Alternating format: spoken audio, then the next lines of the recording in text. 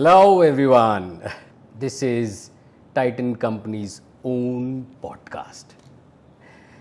So this is supposedly the first of the sessions of the Chatterbox, and while we were wanting to get started, we said who should we call on this platform for the first day.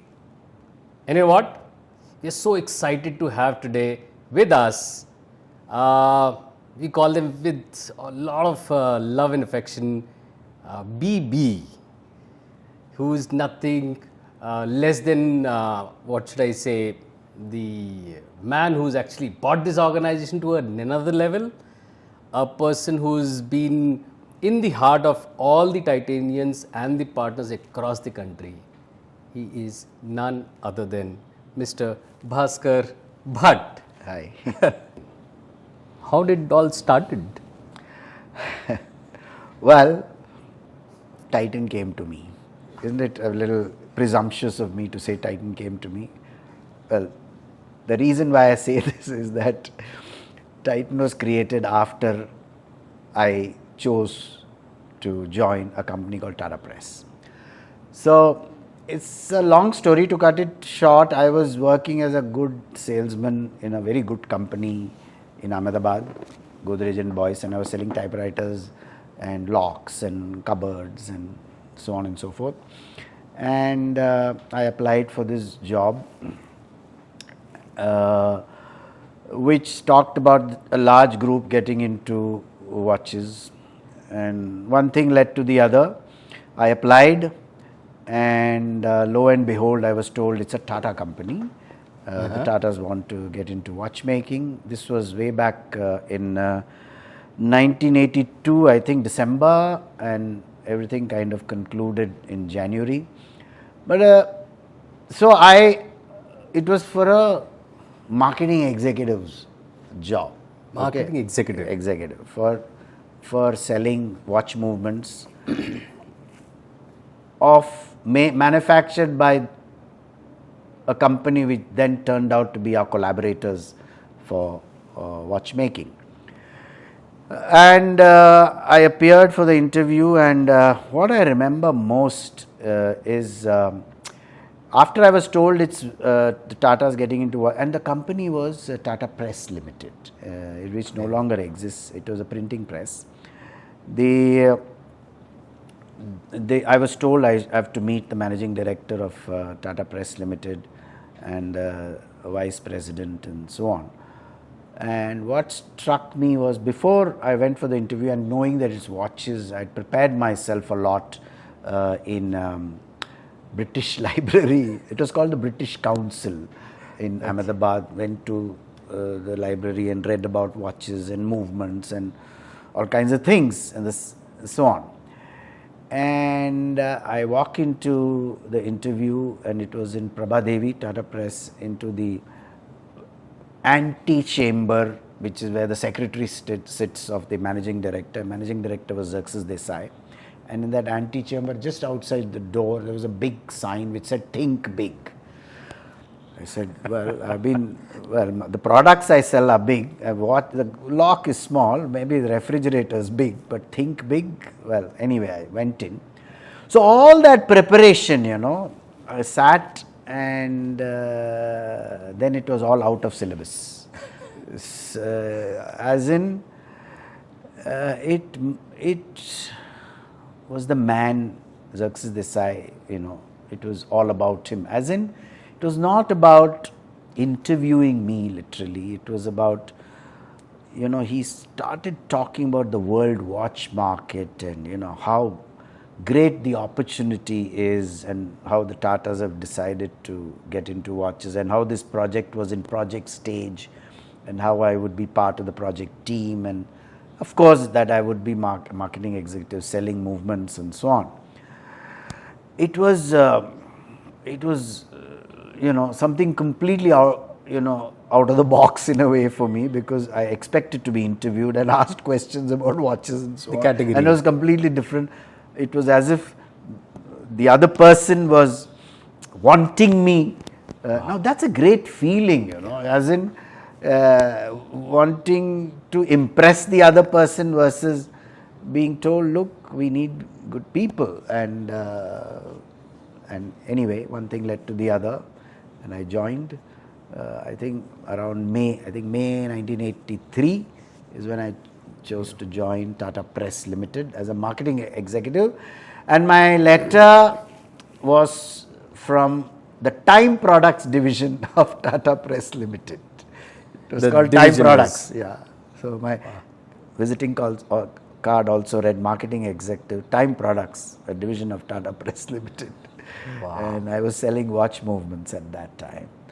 But the think big stuck with me, and later, much later, like good MBAs, I translated it into thinking scale, thinking different, and all kinds of things. So Tata Press was conceived and Titan was conceived and incubated in Tata Press Limited. At that time, our joint venture with Titco had not yet been signed. The name Titan Watches Limited had not yet been coined. That's the stage I joined. So when I say Titan came to me, it's before a little Titan was tongue in cheek, but it was before Titan was born. Wow. So well, I've been at the right place at the right time, at least as far as Titan is concerned. Fantastic.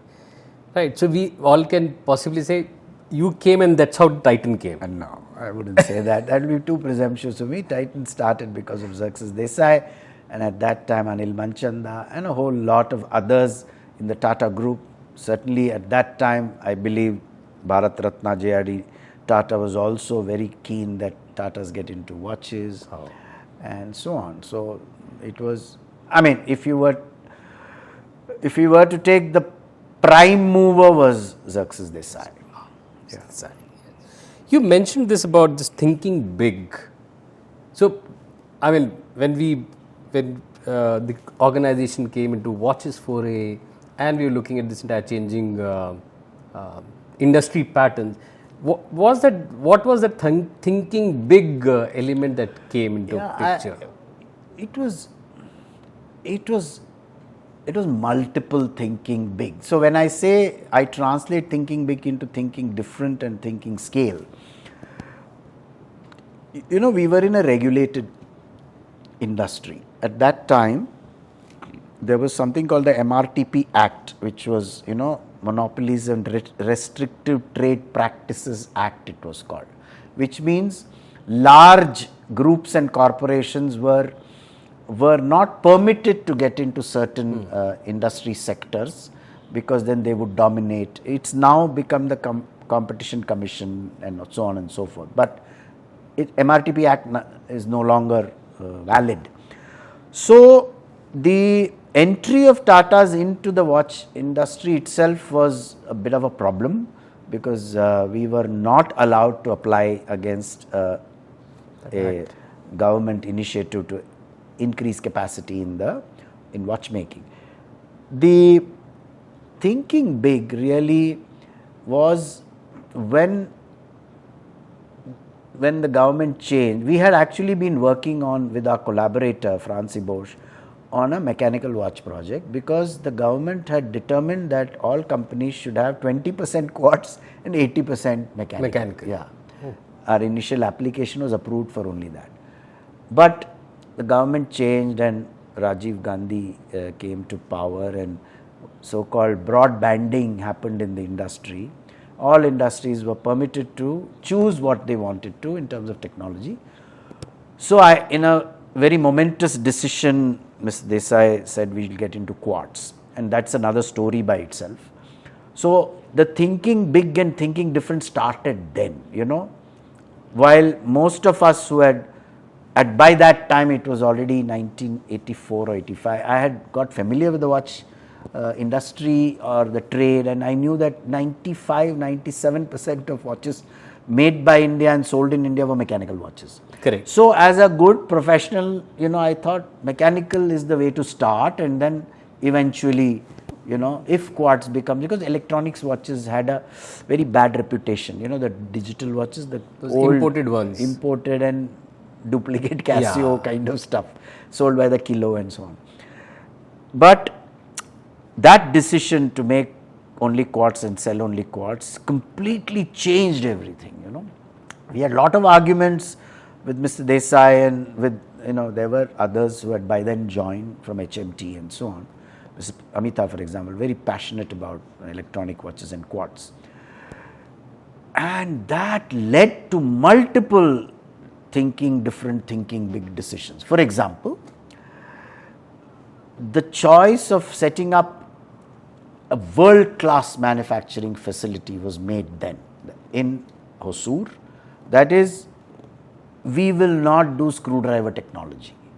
We will set up a proper industrial facility in Hosur with world-class equipment, and therefore Japanese, actually Swiss and the collaborator was French and mostly Swiss equipment, later Japanese, German. So if you can see, as you can see even today, 35 years later, 37 years later, it's a world-class facility, whether it's watches or jewelry, eyewear. So the world-class was the first thinking big in terms of manufacturing. World-class in terms of technology, which was quartz. World-class in terms of quality, which was ensured by the processes and the likes of Hari Rao and Mr. Amita and BGD and Shantaram, who contributed to ensuring that the product is functionally, by way of accuracy, water resistance, plating quality, all that was reliable, long-lasting and accurate. Similarly, setting up the service facilities. So that was second bit of world thinking big, thinking different. But the more important ones were about design-led, that is, showcasing a wide range of products to the Indian public, which was not till then seen in India, because people were relying on smuggled watches, because, you know, what HMT was selling was really archaic in terms of style and mechanical, okay? The Rajats and the Pilots and the Ashas and the Jantas, Kohinoors, all these, okay? Very good watches, no doubt. So we differentiated ourselves by showcasing global kind of designs. Then the distribution was differentiated in terms of going to a retailer and ensuring that the displays were differentiated even in that counter, because the idea was you'll create a great product, great designs, great quality, you do wonderful advertising, including the advertising which was differentiated, was showcasing all our products in press, including on television with Mozart, you know, the tune, the Mozart famous tune, Titan tune, which established a certain class for the product. And you did all that, and then suddenly the reality in the store would collapse if it was displayed very poorly. So even that was done, and going directly to the retailer. So whatever was the market practice, we actually swam against the current. And that was thinking different, but there was a logic to it, that if we have to be considered by a customer, you have to differentiate. That principle continues, I think, in this company, pursuing differentiation in multiple ways. And that must not be an easy thing to do then. Even now, I think, then or now, I think then in a way it was easier, because, you know, for example, in media, there was no choice to make. Okay. One program, Ramayan, if you were on, you can access 143 million customers on that morning of, you know, the Ramayan showcasing, and you spend some 2.5 lakhs for 30 seconds or something like that. So things have become much tougher, if you ask me today, or much more complex. So some things were simple, some things were difficult, but swimming against the current happens all the time, continues to happen all the time. The last thing, you know, which company still believes in, you know, in our advertising, on transparency, which leads to trust. So our ads, the television ad would show the range of price for the product, but the catalog style advertising in press, we would have the price of each watch. And a price. Watch and a price. So customer, in a way, we found that customers, the showroom was inside the customer's house, as in the press ad, and people would come with cuttings of the watch and say, we want this. Now the price, no argument, this is the price. So it was, and of course, functionality of the product, quartz technology was explained, how it was so much more accurate than a mechanical watch, easy to maintain, you don't have to wind and so on and so forth. Those were the differentiators, if you ask me. Wow. I'm told very anecdotally that you used to actually carry a suitcase to go to all those retailers. Well, that is true and yet not true. The briefcase was also one of those differentiated thinking outcomes. That is, the briefcase, I think in our first batch, we had 21 sales officers and some ASMs, not ASMs, I think they were called ASMs, area managers, AMs. The briefcase was designed for us, a leather briefcase, nice, very high quality leather briefcase, in which you could keep watch trays, and each of those trays could hold 10 watches. Okay. So you could hold 3 trays in a briefcase, so 30 watches you could carry. Because when you went into this shop, you should look like a professional, and the shopkeepers who were primarily HMT mechanical watch sellers, at least the big ones, the influential ones, they would not let our sales force in. So just carrying this and making a presentation, the sales force was trained to make a presentation about the advantages of quartz and the quality difference of a Titan product, and of course the designs were visible.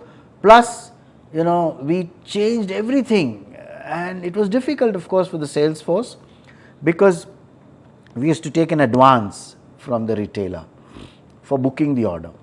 For taking the order. And then for delivery, you had to pay the full balance. Now, that was unheard of because they were used to credit. But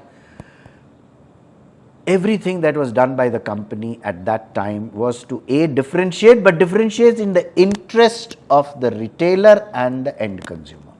What benefit, for example, direct retailing to the retailer was a big benefit. He would get delivery at his doorstep.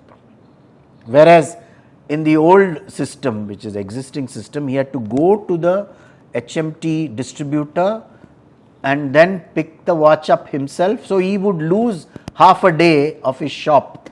So this was an economic benefit for him. Yeah. That he didn't have to go. The Titan salesman would go to his doorstep, pick up the order and deliver. Some small things like that. For the customer, big benefit, saying, the showcasing was done in the display. store, and display advertising. Yeah. And the marketing, I think very, very strong. Of course, the advertising, as I said, Mozart and overkill in a way in terms of advertising, budgets and, So, that's the second thing that the retailer appreciated, that Titan brought the customer to his doorstep. Which, I would assume that the other brands would generally wholesaling. Yeah, they had taken the market for granted in a way and so on. Wow, interesting one. Sir, so now from in the 80s to late 80s when we started to make product and restart the market. But I think by the time we hit the 90s, it was not one of those very favorable market conditions then, was it? No, I would say, look, our thinking big continued, So we succeeded in the Indian market, and by 91, 92, we had become the larger player in the market. We had just about, I think, begun to beat HMT, in terms of volumes. And so Mr. Desai, led by Mr. Desai, the company decided that the Indian stage was not enough. We needed to be on the global stage. And that's when this thinking big. So we transformed in the mid 90s, the early 90s, from I used to call it our 87 to 91, 92 journey was single brand, Okay. single product, single market, single brand Titan, single product watches, and single geography India. From there we moved to, that phase was multiple, you know, multiple product, and we talk about it later. Yes. Multiple brands. So the first second brand was Timex, you know. Timex, which is watch brand, but Yeah, but, but we had a JV with Timex in the 90s, early 90s. Okay. So that was our brother brand, Titan and Timex. Later, of course, we withdrew from the JV and launched Sonata. And then Titan story of the mid 90s is multiple brands. Fast Track came later, Sonata, of course, and then you know Raga and you know so many brands in watches. But the mid 90s also had this global stage thinking big. We should play on the global stage. That had two components to it, you know, Rahul. One was global stage in terms of actually going outside India, because we felt we had a very good product to offer and we had the capability to make great quality product equivalent to the European brands. So we chose to go to Europe, Middle East, Far East simultaneously. We opened offices in London, Paris, a design office in Paris, office in Dubai, and an office in Singapore. And simultaneously, not exactly early 90s, we explored creating a world-class product, which was the slim watch first, and then the ultra slim. It was called, it has become Edge now. The Edge actually is born. Edge. It was that thing about being recognized As globally was what drove us. So the global stage was about geography and the global class was about product. So the Edge research had started. And the funny part about Edge is actually, I remember it much later. The first thing that we did for Ultra Slim, and that was BGD's unique contribution, was to develop the thinnest movement in the world, quartz movement in the world, and the watch came later. Having developed the thinnest watch movement, frankly, the domestic watch marketing guys like me didn't have belief that we could sell a very slim watch in India. Because light, people, you know, doesn't feel anything. You Kuch should chahiye. have, kuch chahiye, you know, tagda chahiye and all that. And having spent money and having created capacity and capability, you won't believe it, one Basel Fair, you know, Basel Fair used to be standard for us. Every year we'd go, and that was one more thinking big aspect of Mr. Desai's attitude and training in a way for many people, exposing you to the world and world class. So actually going to the Basel Fair and seeing all the brands and beautiful displays, great product, fantastic marketing, and you know those showcasing, etc. Mind blowing, you know, including the wonderful dinners in French restaurants and so on, opened your mind out to what the world was all about. And connections with the watch world, you know, over there. In fact, there's one side story where once the Titan stall, which was inside a France Bosch booth, the Titan brand was the Swiss objected to our showcasing Titan.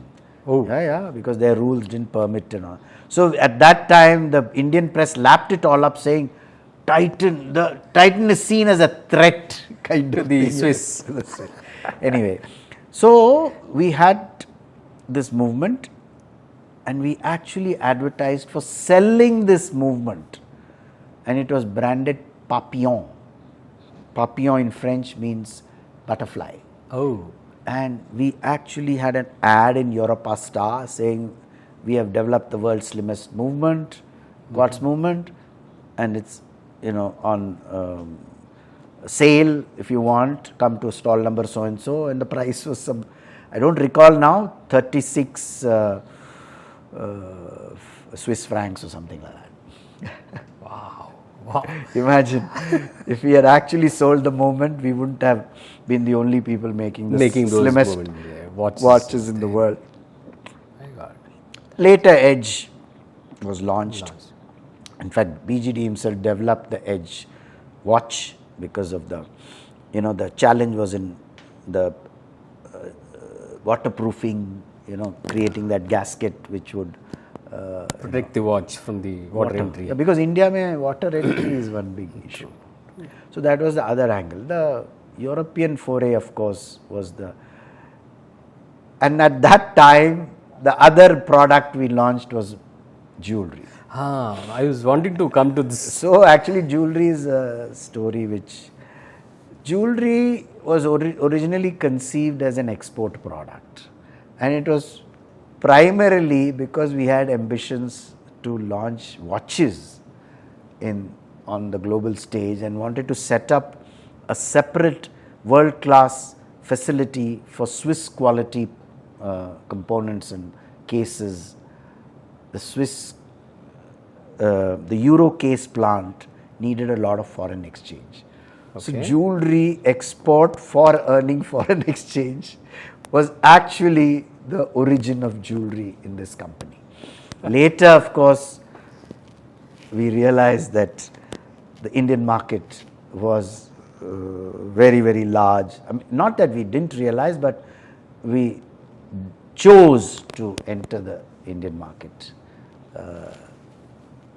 In the 95 was our launch, but before that we had actually sold in the overseas market.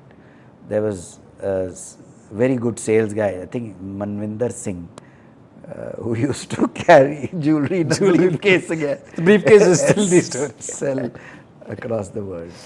Oh, lovely. So which means we can say Tanishq, which is currently the country's biggest jewelry brand, was in a way conceived as an export business.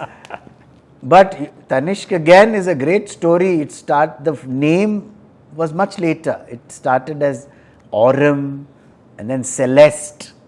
These were the names we had. We had even advertised for franchises for Aurum, or something like that. Anyway, Tanishq was a Tan and Ishq, combo. Tan and Ishq. So jewelry again had a lot of firsts, So differentiation carried on. Jewelry is such a great story of differentiation in terms of business model itself, apart from all the others, which is product But early days, jewelry was a cut and paste strategy of watches, almost like if diamonds is selling in the rest of the world, we will do only diamonds. If retailing, we had kind of done a good job in watches, we'll do retail, world-class retail stores for jewelry, and the premium positioning, etc., without realizing that the Indian jewelry market was very different from the rest of the world. And what succeeded in watches actually didn't succeed in the early days in jewelry. It was exactly the opposite.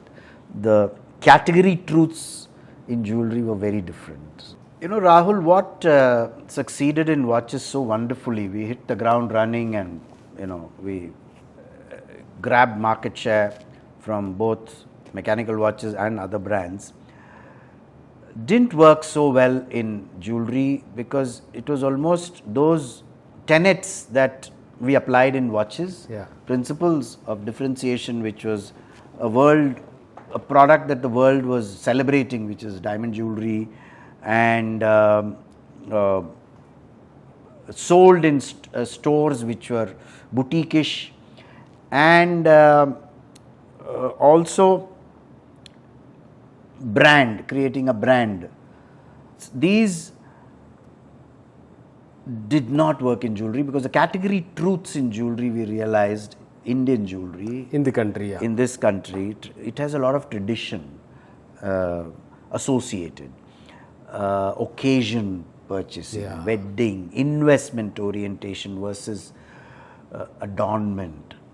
A lot of learnings, and the early failure in a way of Tanishq, because the stores, it was an elitist positioning, and the products were beautiful, they were much appreciated, but the walk-ins were very poor. And the greatness of this company really is our ability to quickly change. One was from export orientation to India, and then within India, realizing that 22 karat gold jewelry was important, and then moving forward, you know. So the lesson to me really was that what works in one category doesn't apply always to the other category. You have to go into the depths of understand consumer, not behavior, drivers of the category drivers in each category, and then discover the differentiators and then work on those. The second in that phase, as I said, our geographic expansion meant a lot of money to be invested. Europe didn't succeed at all. We actually lost a lot of money. And because we went to 11 countries Together. simultaneously in that phase, we entered multiple businesses, as I said, jewelry, Europe, the Timex JV. We in fact even launched clocks, table clocks, because we acquired some machinery from a Hyderabad company. And jewelry, you know, the launch of jewelry. So that time, much later we realized from that phase of the 90s that when you do something new, experiment first, pilot these initiatives before you scale. So pilot before scaling. The third thing was, don't launch anything big even if you didn't pilot, if you didn't have sufficient bank balance. The cash. Which is, especially if you want to go overseas, you have to have what BCG used to call a war chest. Oh. A war chest, which has to be several times bigger than your any cash flow or investment that you would have imagined, because things can go wrong and they can go very wrong. Yeah, I would assume so, sir. Wow.